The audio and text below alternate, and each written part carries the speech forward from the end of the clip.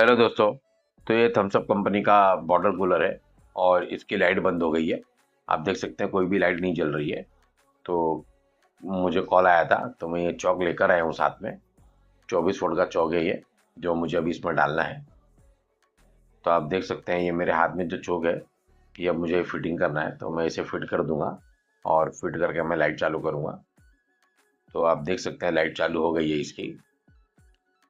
और लाइट चालू करने के बाद में मैंने इसकी कूलिंग भी चेक किया। इसकी कूलिंग में तो कोई इशू नहीं है, कूलिंग फर्स्ट क्लास थी।